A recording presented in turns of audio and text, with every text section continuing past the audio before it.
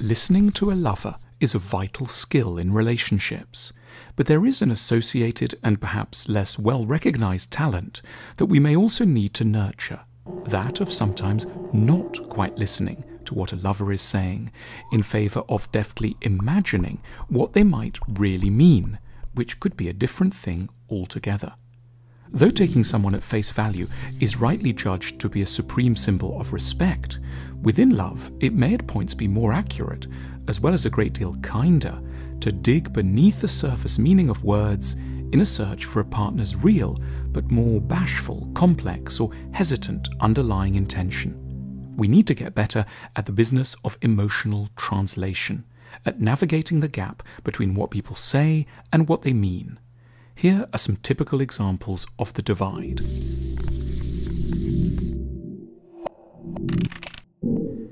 It can feel profoundly humiliating to admit to another human being that they have the power to unnerve, hurt, and destroy us.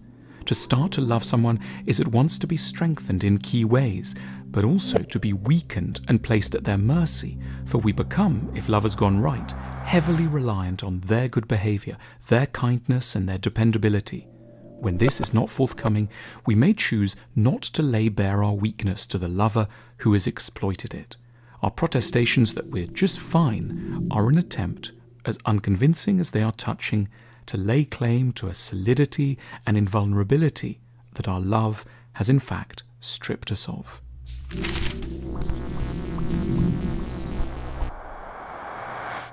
It cannot, of course, be that simple or that stark. For a start, we almost never say such things to people we aren't certain love us really quite a lot.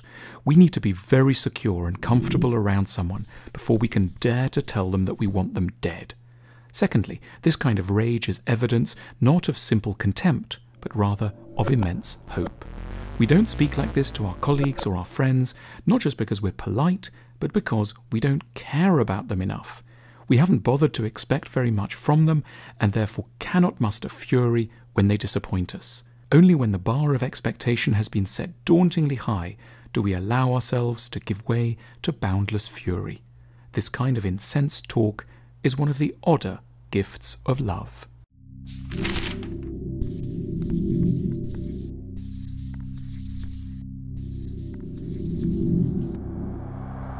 Our authority over our lovers is frequently rather tenuous. There are so many things we'd like them to do and want, but we cannot, sadly, direct them like marionettes. Often the only recourse is to demand without asking, to imply without saying. We aren't just being coy, we're up against the limits of what we're able to control. Passive aggression is what happens to dictatorial wishes when they're tempered by the egalitarian reality of relationships. For the person on the receiving end, it's often hard to know what's happened.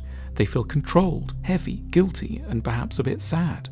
The passive-aggressive partner has been clever enough to leave no traces of their manipulation. On the surface, it sounds like the partner has some options, but within the reality of the relationship, it's evident that they will simply have to do what they haven't even directly been asked to do. It sounds controlling and managerial. It might be a follow-on to a request to take out the bins, to count how many bottles of milk are left, and to remember to show up no later than 7 o'clock. This kind of bossiness sounds as if there's no love left, but the desire to control procedurally is often a symptom of a fear of losing one's partner emotionally. One has to feel quite out of control to become controlling.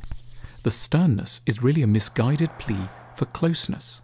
The real message has nothing to do with the table.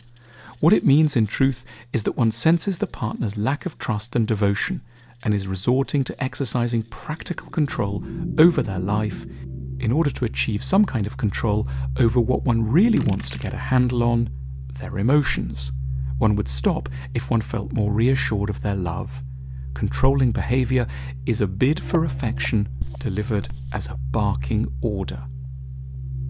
Most of the time, what people really mean in love is kinder, more tender and more poignant than what they manage to say. But there are also times when the surface is sweet and the reality far darker. As Marcel Proust knew, in love it is often the one who loves less who makes the tender speeches. The partner may be fooling us and themselves in a sentimental direction, exaggerating all that's pure, good and simple. When we translate their words, we should get fruitfully suspicious. Perhaps we've set the bar of being honest too high. We've created a situation where we are refusing to accept difficult news and their ambivalent, complex emotions. Quite possibly, with a little more open-mindedness and sang-froid, we could come to deal well enough with the darker parts of our partners. But for now, we're engaged in a dangerous collusion to keep our fears at bay, thereby allowing them a higher chance of becoming realities. In the ideal future, we will have in our ears little devices that will translate our lovers' words into what they mean. We will hear via our discreet brushed steel appliances not what they overtly say, but what they are attempting to communicate. And ideally, they'd be wearing one too, for the challenge of translation is, of course, always a mutual one. Until that time, though, we should always make the effort to decode the messages that we receive, accepting that it's a legitimate part of the effort of love to interpret rather than just to listen to another person's words.